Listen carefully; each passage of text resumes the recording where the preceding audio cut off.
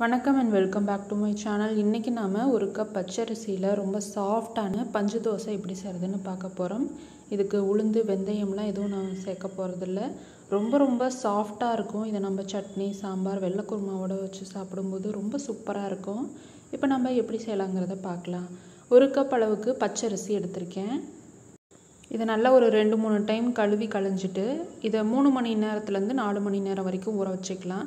பாருங்க நான் ஊற வச்சு எடுத்துட்டேன்.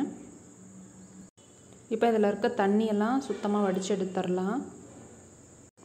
இது கூட அரைக்கிறதுக்கு 1/2 கப் துருவன தேங்காய் எடுத்துர்க்கேன். அரிசி எடுத்த அதே கப்லயே 1/2 கப் அளவுக்கு சாதம் எடுத்துர்க்கேன். முதல்ல மிக்ஸி ஜார்ல நம்ம துருவன தேங்காயை சேர்த்துக்கலாம். அப்புறம் 1/2 கப் சாதத்தையும் சேர்த்துக்கலாம். இது மேலயே பாதி அரிசியும் சேர்த்துக்கிறேன். பெரிய ஜாரா இருந்ததுன்னா ஒட்டுக்கா நீங்க அரைச்சிக்கலாம். சீக்கிரமா மையும் அப்படின்றதனால தான் நான் சின்ன ஜார்ல 2 பகுதியா சேர்த்து அரைச்சிக்கிறேன். இப்போ நம்ம இத அரைச்சிட்டு வந்துறலாம். பாருங்க அரைச்சிட்டு வந்தாச்சு. நம்ம இட்லி தோசைக்குலாம் மாவு கொஞ்சம் நரநரன்னு அரைப்போம் இல்லையா? அந்த மாதிரி தான் அரைச்சு எடுத்துக்கணும்.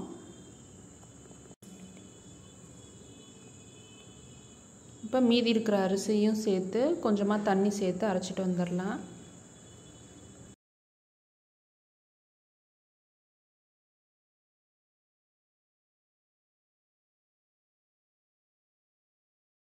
இப்போ இந்த டைம்ல 1 டேபிள் ஸ்பூன் அளவுக்கு உப்பு சேர்த்துக்கிறேன்.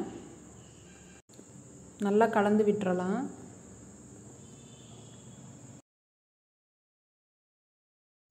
மாவு கொஞ்சம் கெட்டியா இருக்குறதுனால மிக்ஸி ஜார்ல கொஞ்சமா தண்ணி சேர்த்து கலந்து ஊத்திர்க்கேன்.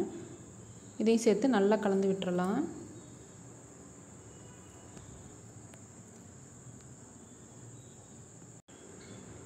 மாவு பாருங்க இந்த அளவுக்கு கொஞ்சம் நரநரன்னு இருக்க மாதிரி அரைச்சு எடுத்துக்கோங்க.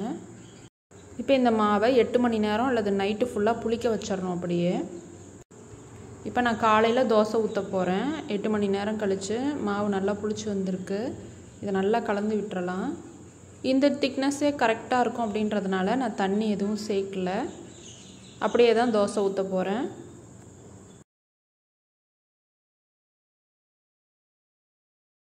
இப்போ நம்ம தோசை ஊத்த ஸ்டார்ட் பண்ணிரலாம்.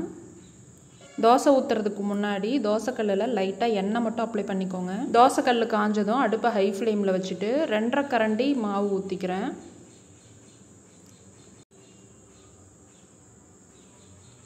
இத வந்து லைட்டா மட்டும் இந்த மாதிரி பரப்பி விட்டுட்டு நம்ம மூடி வச்சிரலாம்.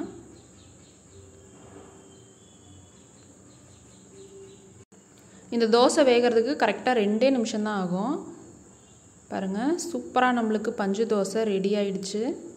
இப்போ நம்ம இத எடுத்துறலாம். நம்ம பச்சரிசியோட வடிச்ச சாதமும் தேங்காயும் சேர்த்திருக்கிறதுனால சாப்பிடுறதுக்கு ரொம்ப டேஸ்டியா நல்லா சாஃப்ட்டா ஸ்பாஞ்சியா இருக்கும் இந்த தோசை. மீதி இருக்கிற மாவுலயும் அதே போலயே தோசை சுட்டு எடுத்துக்கலாம். 1 கப் அரிசிக்கு எனக்கு 7 தோசை கிடைச்சது. இந்த பஞ்சு தோசையோட கார சட்னி, ஒயிட் குருமா, வெஜிடபிள் குருமாவோட வச்சு சாப்பிடும்போது ரொம்ப டேஸ்டியா இருக்கும். நிச்சயமா இந்த ரெசிபி நீங்களும் உங்க வீட்ல ட்ரை பண்ணி பார்த்துட்டு எப்படி இருந்ததுன்னு சொல்லுங்க. இந்த ரெசிபி உங்களுக்கு பிடிச்சிருக்கும் நம்புறேன். பிடிச்சிருந்தா வீடியோ லைக் பண்ணுங்க. Thanks for watching.